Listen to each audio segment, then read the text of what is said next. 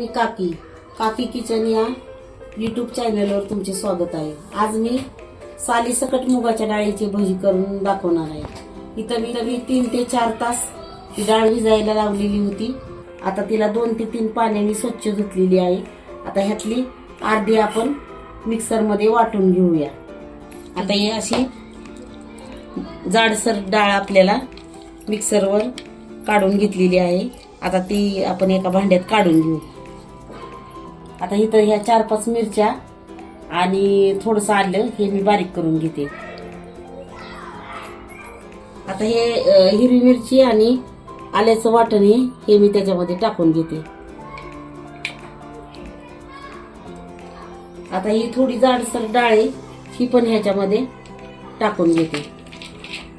आता ह्यात थोडंसं लाल तिखट, चवीपुरतं मीठ आणि हे 4 चमचे बेसन पीठ घालूया।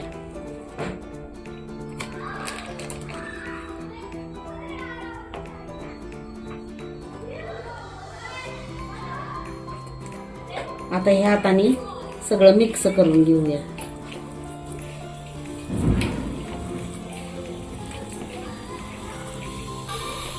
आता ह्यात पाणी टाकायचं नाही, पाणी न टाकताच हे एकजीव करून घ्यायचं। आता हे चांगलं मिक्स केल्यानंतर आता इथं तेल तापायला ठेवूया।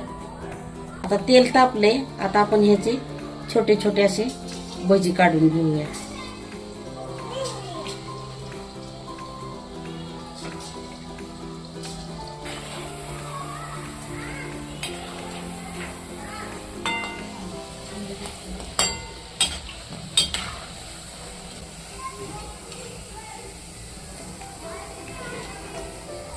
आता असे हे कुरकुरीत भाजून घ्यायचे।